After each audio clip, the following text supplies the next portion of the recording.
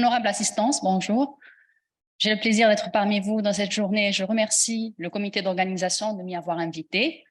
Permettez-moi de me présenter. Je suis Dr Bouzid, je suis enseignante à la faculté de pharmacie d'Alger. J'ai exercé précédemment dans l'industrie pharmaceutique pendant près de 10 ans, dont une partie dans les affaires réglementaires. Ce qui m'amène à la thématique d'aujourd'hui concernant l'état des lieux de la réglementation algérienne pour les médicaments issus de la biotechnologie.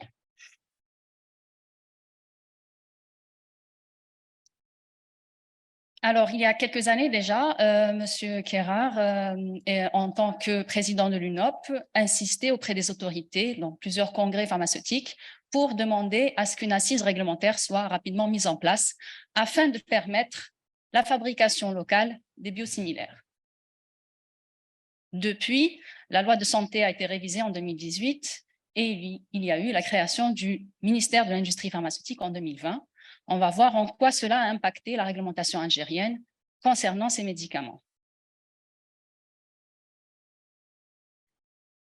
Pour préparer cette présentation, j'ai utilisé des textes issus du journal officiel, accessible via le lien JORADP, et la majorité de ces textes sont repris dans un recueil disponible sur le site internet du ministère de l'Industrie pharmaceutique. Durant la présentation, je vais présenter les définitions du médicament biologique dans les médicaments issus de biotech dans la réglementation algérienne, les conditions de fabrication de ces produits, les agréments des établissements fabriquant les médicaments biologiques, leur enregistrement, la fixation des prix et la substitution interchangeabilité. Alors, la définition du médicament biologique au niveau de la loi de santé 2000 est arrivée a été intégrée à la loi de santé en 2018 avec le terme produit biothérapeutique défini comme tout médicament dont la substance active est produite à partir d'une source biologique où en est extraite.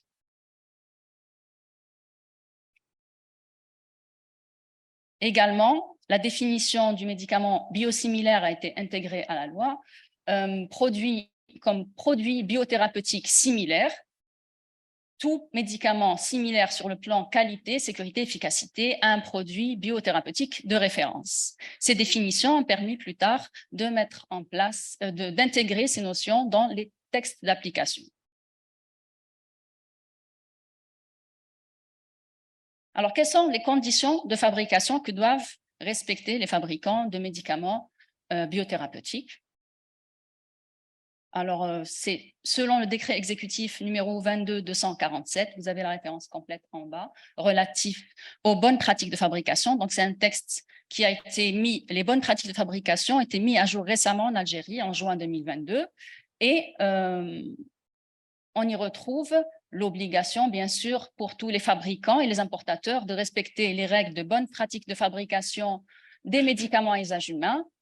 Le texte précise que les règles sont fixées dans un guide qui lui est annexé et ces règles sont opposables aux établissements pharmaceutiques par l'autorité compétente qui est le ministère de l'Industrie pharmaceutique. Concernant ce guide, voici le document. Il est organisé en 4 parties, partie 1, 2, 3, 4.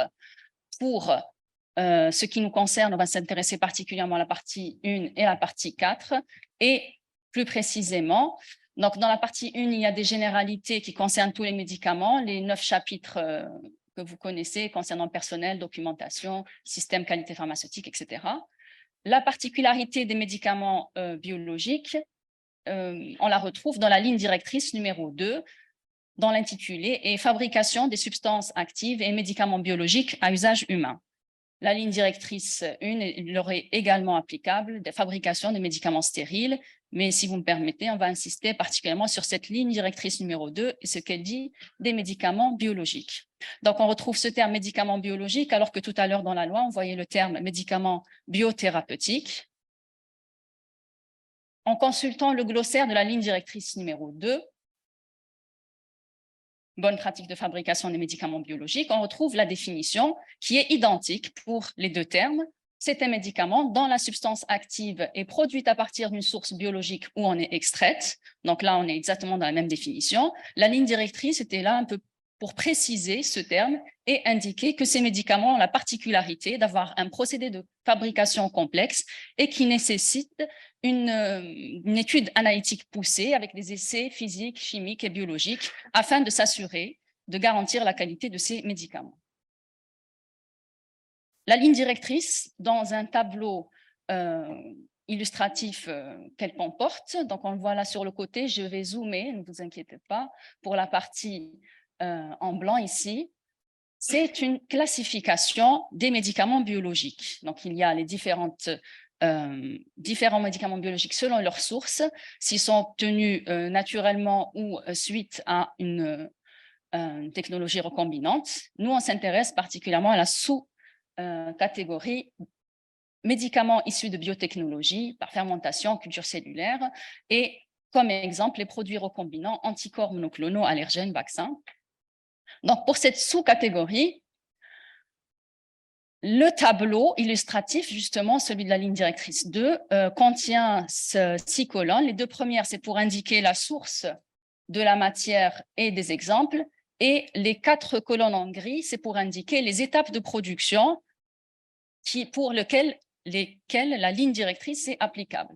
Donc, pour les médicaments issus de biotechnologies, à la ligne 3, on retrouve les étapes concernées, qui sont la création et entretien d'une banque de cellules, culture cellulaire ou fermentation, isolement, purification, modification, formulation, répartition. Donc, en clair, on va consulter un schéma pour toutes ces étapes pour lesquelles les bonnes pratiques de fabrication des médicaments biologiques sont applicables. Donc, c'est juste un schéma illustratif, mais on va voir sûrement dans la journée. J'ai vu que dans l'après-midi, il y a un peu plus de détails sur la fabrication, donc je ne vais pas insister dessus. On retrouve le petit tube sur le côté, ici sur la gauche, qui contient un alicote qu'on a prélevé d'une banque de cellules qui a été traitée préalablement. Ces cellules sont capables de produire les protéines d'intérêt. On va favoriser une culture cellulaire dans des bioréacteurs en passant d'un bioréacteur à un autre de taille d'échelle plus importante jusqu'au bioréacteur final dans lequel la production de la protéine d'intérêt va être réalisée avec des contrôles en cours de process rigoureux sur différents paramètres. Une fois que les protéines d'intérêt sont produites, on va les récolter et réaliser une centrifugation, puis une purification par chromatographie, par filtration successive, entre autres filtration stérilisante, pour aboutir à une matière qu'on va formuler et mettre en forme pharmaceutique et conditionner afin de libérer un produit fini. Donc, on retrouve les différentes étapes. On démarre d'une banque de cellules de laquelle on a prélevé un alicote, on a fait une culture cellulaire et fermentation dans des bioréacteurs. Ensuite, on a isolé les protéines fabriquées, purifiées, modifiées éventuellement par glycosylation. Ces protéines purifiées vont passer à une étape de formulation et répartition. Donc, toutes ces étapes sont bien reprises dans les bonnes pratiques de fabrication algériennes. Je vais aller juste sur les principes de cette ligne directrice. Principalement, la ligne insiste sur la variabilité inhérente au process, qui est différente. Pour un produit chimique, il est relativement facile de standardiser le procédé de fabrication. Pour une molécule biologique, on l'a vu dans le procédé, on utilise des milieux de culture qui vont favoriser la production des protéines d'intérêt pour peu qu'il y ait des légères variations dans le milieu de culture ou dans les conditions de production. On peut avoir plusieurs sous-produits qui sont obtenus et qui n'étaient pas souhaités initialement. Donc, la ligne directrice insiste sur la mise en place d'un système de gestion du risque qualité qui permettra de développer une stratégie de contrôle, savoir qu'est-ce qu'on contrôle ou quels sont les attributs qualité critiques à maîtriser pour minimiser la variabilité et réduire les risques de contamination et de contamination croisée. Également, cette ligne directrice insiste sur le risque de contamination microbienne qui est élevé, étant donné qu'on est dans des étapes de culture où on a utilisé des milieux de culture qui sont favorables à la multiplication de cellules de micro-organismes. On peut avoir une contamination importante.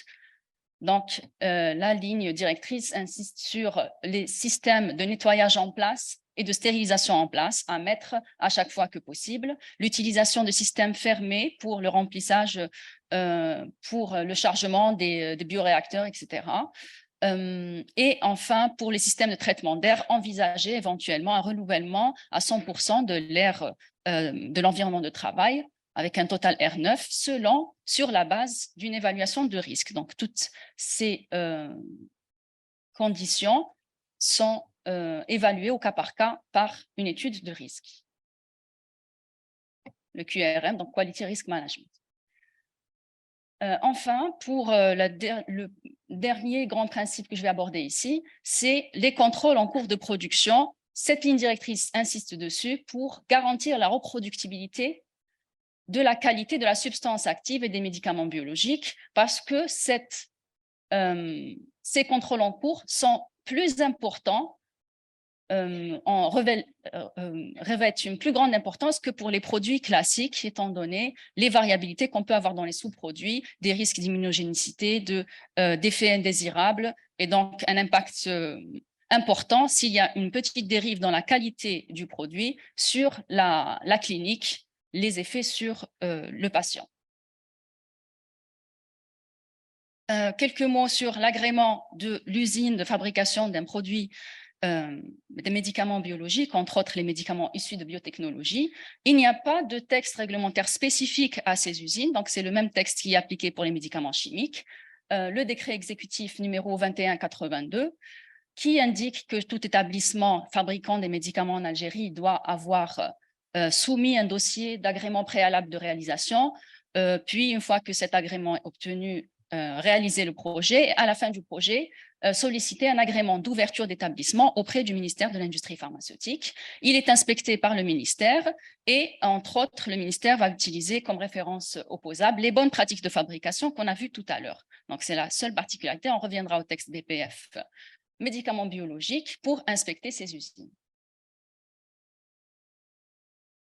Pour les conditions d'enregistrement, ce qui nous intéresse particulièrement, c'est l'enregistrement de produits biosimilaires en Algérie.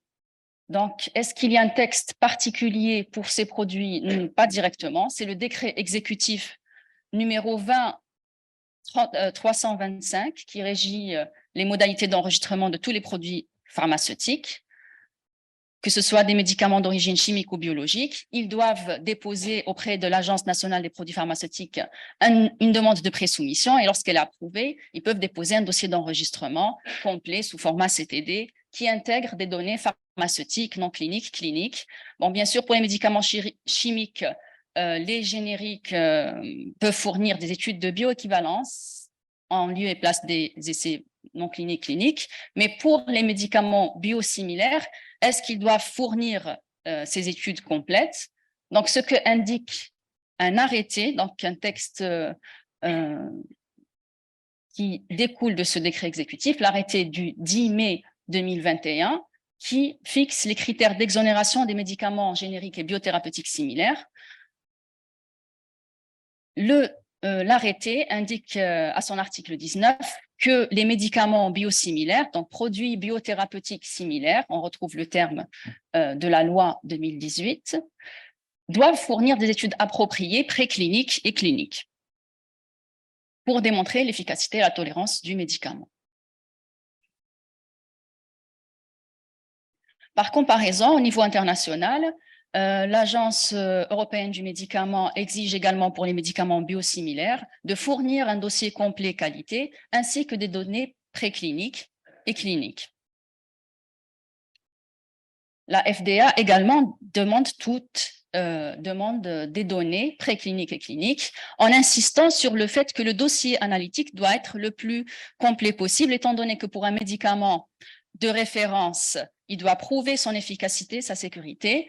Par contre, pour un médicament biosimilaire, il doit prouver plutôt sa similarité par rapport au médicament de référence qui a déjà fait preuve d'efficacité et de sécurité. Donc, on insiste sur la similarité et de ce fait, le dossier analytique doit être bien développé pour indiquer les comparaisons de structures et comparaisons fonctionnelles. Je ne vais pas insister dessus. Dr Dahmani, tout à l'heure, va parler de comparabilité, justement. Et De ce fait, la réglementation algérienne traite de l'obligation des études précliniques cliniques, mais il n'y a pas de détails ensuite sur le contenu des dossiers. Le prix des biosimilaires fabriqués localement. La procédure de fixation de prix est la même pour tous les médicaments. Les médicaments fabriqués localement, que ce soit chimiques ou biologiques, la fixation du prix s'applique au prix de cession sortie usine, qui tient compte du taux d'intégration. Et donc là, la particularité pour les fabricants locaux, c'est un taux d'intégration qui doit être,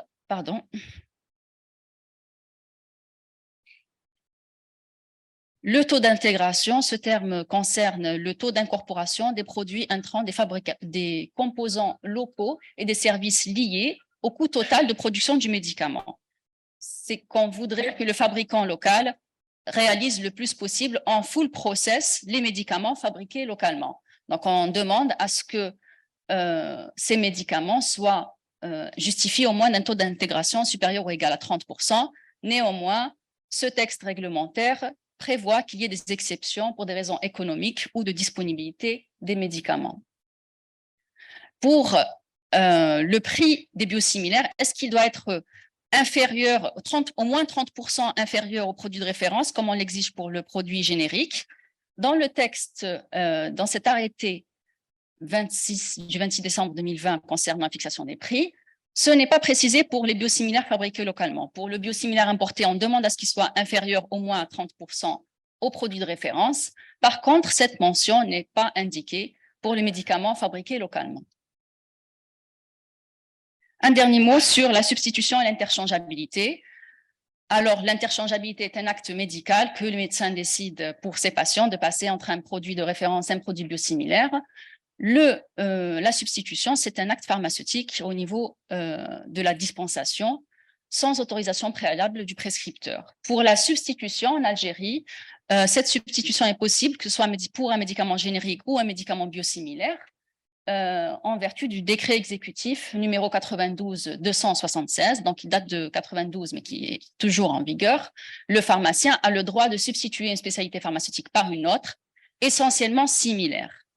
Donc, ça n'indique pas si c'est pour un produit chimique ou biologique, elle reste applicable pour les deux. Par contre, pour l'interchangeabilité, il y a un texte qui est en cours d'élaboration concernant, au niveau du ministère de la Santé, concernant le guide du bon usage des médicaments biosimilaires pour indiquer aux médecins, aux prescripteurs, les conditions d'interchangeabilité. En conclusion, la réglementation algérienne porte sur les grandes lignes concernant les fabrications des médicaments biologiques et entre autres des médicaments issus de biotechnologie. Toutefois, on note l'absence de lignes directrices spécifiques à la comparabilité des biosimilaires.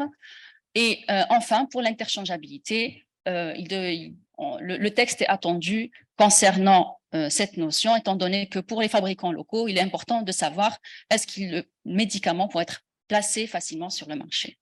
Je vous remercie pour votre attention.